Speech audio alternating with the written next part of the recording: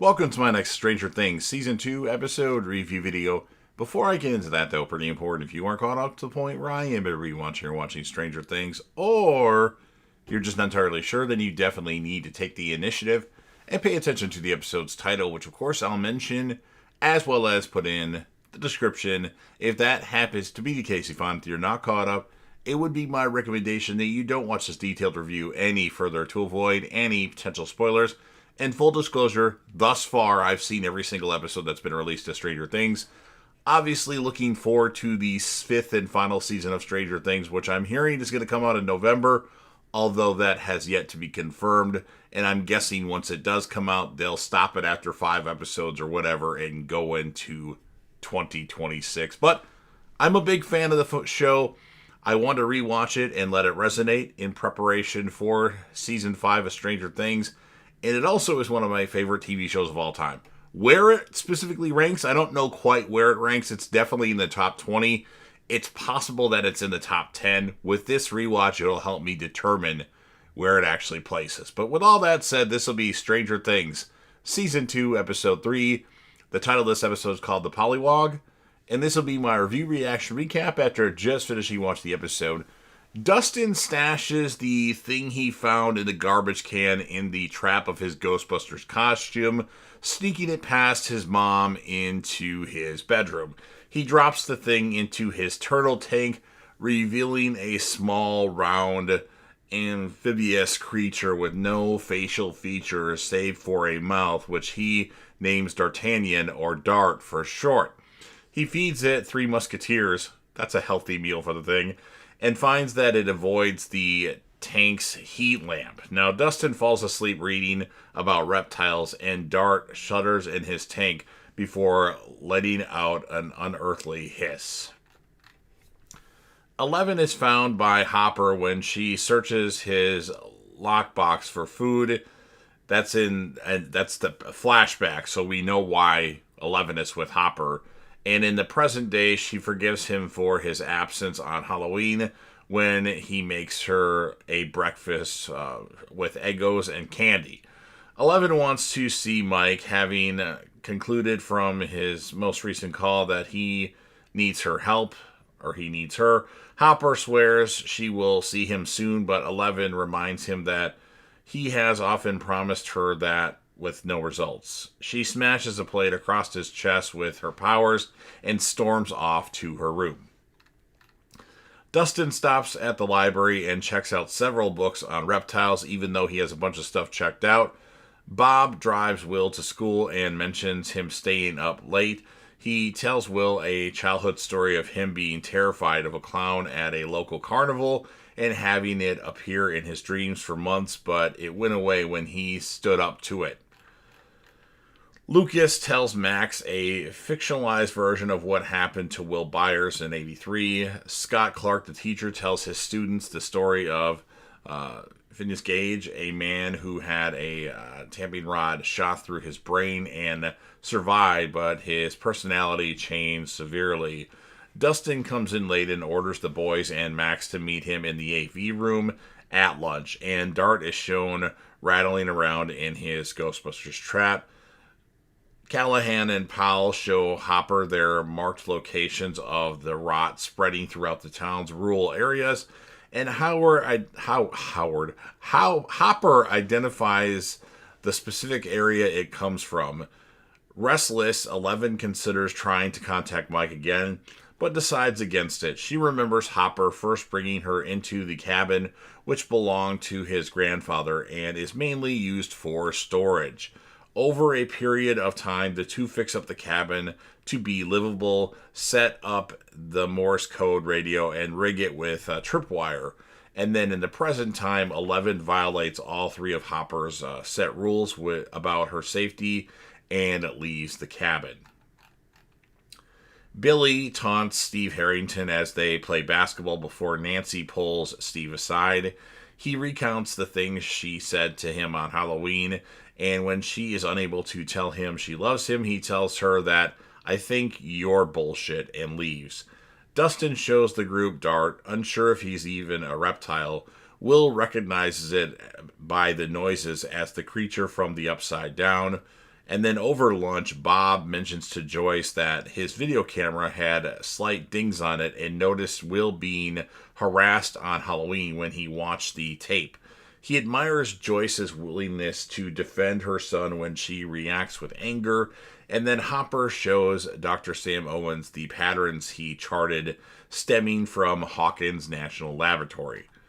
Owens reluctantly agrees to look into it. Jonathan claims to Nancy that Steve asked him to take her home, actually covering for him. Nancy expresses worry that she may have meant what she said to him and is tired of pretending everything is normal, and Jonathan empathizes with her. He expresses his idle worry over Will not being the same, musing that things never truly go back to the way they were. Nancy notices a nearby student playing a tape and gets an idea to take down the lab, asking Jonathan to skip the rest of the class with her. 11 wanders into a backyard, coming across a mother and her toddler daughter, and remembers Hopper claiming her mother is dead. She uses her powers to distract them when noticed. Joyce watches the tape from Halloween and notices the camera starts to fizzle when Will experiences his episode. She notices a dark shape highlighted by the TV static when she pauses it, and finds that when she traces it and compares it to Will's drawing of the creature in their yard, that they bear a striking resemblance. Billy leaves the school with a female classmate. She refers to Max as Billy's sister, which he firmly tells her to not do. Dustin, Lucas, and Max are stopped short from showing Dart to Clark when Will tells Mike his realization about the creature, and they stop the trio. The boys reconvene in the AV room with Max excluded, and Mike theorizes that Will's episodes may be real glimpses into the Upside Down. Lucas and Mike want to take the creature to Hopper, but Dustin knows Dart will be killed. They let Dart out of the trap to test his behavior, and he gets 2 more legs from his side. Mike attacks it and is stopped by Dustin, and Dart escapes into the school when Max, annoyed at being left out, picks the lock on the door and opens it just as Dart flees. Nancy and Jonathan set a meeting with Mrs. Holland over the phone to talk about Barb, while Hawkins' lab staff listen in. Hopper and Owens watch as his men take samples of the infected soil and pumpkins, the latter telling the former to think of a cover story to tell the town and keep the area clear. Hopper gets a call from Powell, who is at the scene where Eleven used her powers in front of the mother. He leaves quickly. Eleven arrives at Hawkins Middle, smiling as she sees Mike's bike. The boys split up and search the school. Mike encountering Max, also searching for Dart in the gym. She asks why he clearly does not want her around, and he tells her the group does not need a new member, accidentally referencing 11 and inadvertently revealing he does not want a new girl replacing her. As she skates circles around Mike on her board, and he quickly warms to her, 11 follows his voice to the door of the gym and sees the situation with no context. Enraged, 11 trips Max using her powers and becomes heartbroken when Mike helps her up, realizing 11 might be nearby. Mike hurries out of the gym to where she just was, but does not see anyone there. Joyce calls to talk to Clark and drives to the school when she hears he is not in. Will finds Dart in the toilet stall where noises force another episode. A wave of shadow pursues him and he flees outside. Dustin finds Dart and hides him under his hat when he hears Mike and Lucas approaching. Remembering Bob's advice, Will turns around to face the shadow, a trendle of the monster, and screams at it to go away as it reaches for him. Undeterred, the monster touches him, inserting bits of itself into Will's eyes, nose, and mouth. And that's what ends this episode of Stranger Things. So pretty interesting episode here in Season 2. I'm going to score this one an 8.3 out of 10. And then if I have to have a standout character of the episode, which there's always a lot of them, it's really hard to choose because it's an ensemble cast. For this episode, I'm going to go with Will, Dustin, and 11. Other people have important moments in the episode, but these are the 3 that I chose.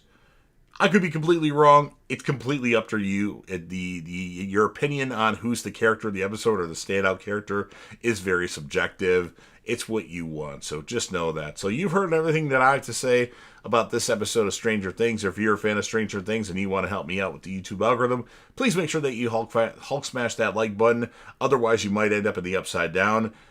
Share the video with a friend. Put this video on any one of your social media platforms. Don't forget to sound off in the comment section about what your thoughts are pertaining to this episode of Stranger Things. What would you rate the episode? And who would you choose, or whom would you choose as your standout characters of the episode? Again, there's no right or wrong answer. It's completely up to you. And then last but certainly not least, don't forget to hit that sub button. You're watching the video anyway. Subscribe to the channel. Help me get over 100,000 subscribers. Join the team, show your damn support, and be a part of something special. And you never know what you're going to see on JDev TV.